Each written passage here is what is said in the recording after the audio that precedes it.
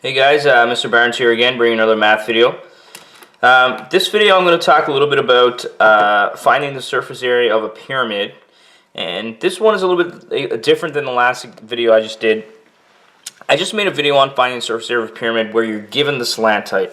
So this video, you don't have the slant height given.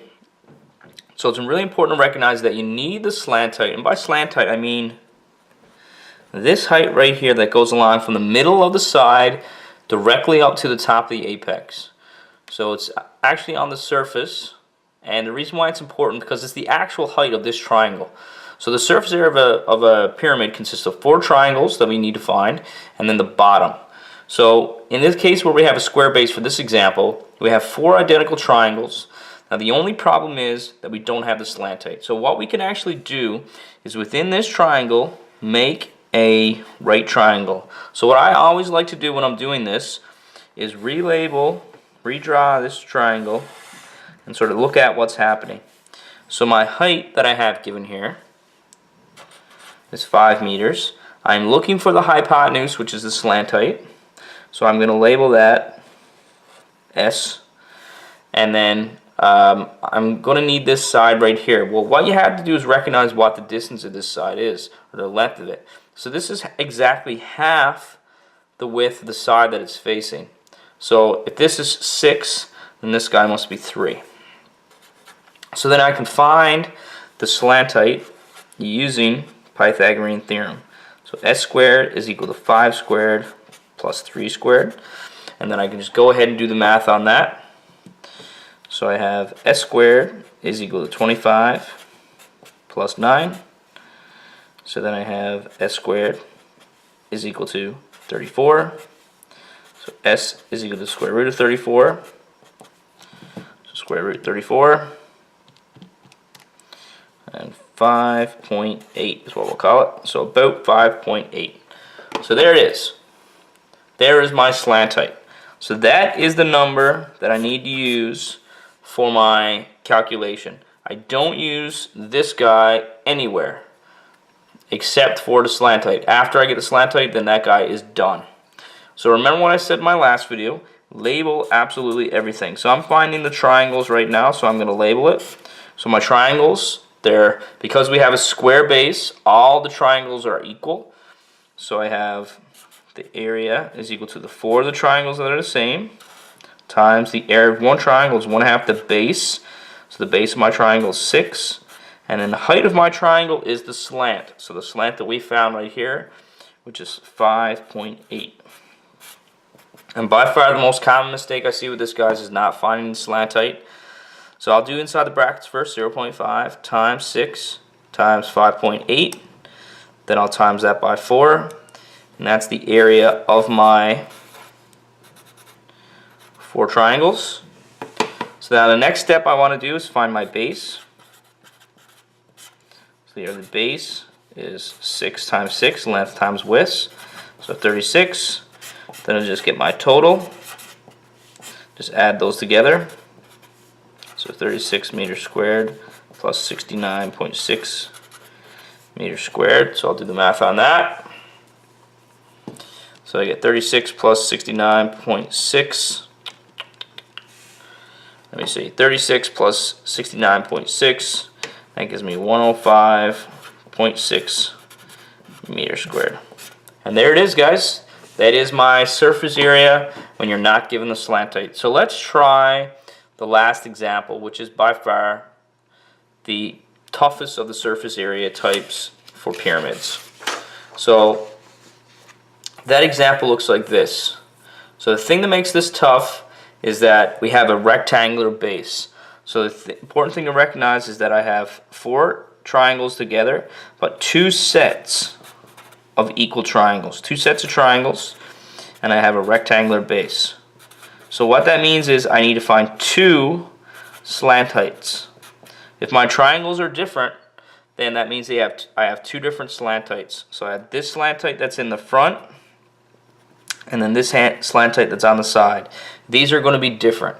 So I'm going to try and draw in my triangles, but they're kind of hard to visualize. So just kind of Bear with me here. So this is my first triangle, comes straight down through the middle to the bottom of this base and then straight over to the side. So there's my first right triangle. You can kind of picture it there like that. So I'll redraw it over here. So it looks like this. So I have that 8 on the side, and I'm going to call this S1. So S1 is for my sides. And then I have to find the base. So the base of this triangle comes from the fact that this is in the front here, okay? So you gotta kind of go forward and look at this part right here.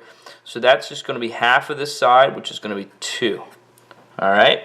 So this gotta be 2. So that means that I can say that my slant height squared is equal to 2 squared plus 8 squared. So that's gonna be 4 plus 64. So S1 is equal to the square root of 68. So a pretty good chance. So square root of 68, 8.2. So it's pretty close to 8, but not quite. 8.2, and that is feet. So that's my first slant height, and I always like to label it. So this guy right here is 8.2. So that is for, and I'm going to put it in brackets here what it's for. It's for the sides. So it's important to keep that in mind. I see a lot of students do it correctly, but then they make the mistake of messing up where that goes. And the next step is I'm going to find my other slant height. So this triangle is pretty much the toughest to visualize. So if you can picture the hypotenuse of the triangle coming right down the front here, and then the base goes along here, and it's sort of like this triangle right here. So if you split this triangle in half, you would see this, half of this thing. So this would be the S2, the slant here. My height is still 8, and then this guy right here would be actually 3. So I have this triangle, if you can visualize it. So there's my triangle with the base 3, the height is 8. I'm going to call that S2. And so I have S2 squared is equal to 3 squared plus 8 squared. So S2 is equal to 9 plus 64. So it's going to be S2 squared is equal to the square root of 73. Square root of 73, and that's 8.5. So that's about 8.5. So now that I have that, I can go forward with my calculations of my areas. So again, what I want to do is label this. This is going to be front, back. So that way I know what it belongs to. So I'll do my triangles first because that's by far the toughest. So my triangles, so I have, again I'll label them. So I'll do the sides first. So I have the area is equal to, I have 2 of them, 1/2. The base of my sides, so my base here, 6, and then my triangle height is going to be my slant height that I found of 8.2. So 6 times 8.2, just like that. So I'll just work it out. So 0.5 times 6 times 8.2. Then times 2. Another thing you can recognize, guys, is this 2 and this half cancel. So a lot of my students just go ahead and compute this. So I get 49.2 feet squared. The next step that I have, I do the front and then the back. So I have 2 and then 1/2. My base this time is 4, and my slant height is the 8.5 that I found down here. So 4 and then 8.5. So then I just do the math on that. So I'll show you now that I can cancel these two without even really putting them in my calculator. So 4 times 8.5, and that gives me 34 feet squared. So I'll show you if I did it the other way, that I just did it 0.5 times 4 times 8.5 times 2 gives me the same thing. So you don't really need this part, it's kind of irrelevant. And then all we have left is the base. So the base is just 4 times 6, which is 24 feet squared, So once we have that guy, we can do the total. So the total is equal to 49.2 feet squared plus 34 feet squared plus 24 feet squared. And then I'll just work that out on my calculator. 49.2 plus 34 plus 24. And that gives me 107.2 feet squared. And there it is, guys. One of the toughest surface area questions you'll see. But it's not too bad when you break it down step by step. I hope that really helps you in your journey to figure this stuff out, guys. And thanks for watching, and I will see you guys in class.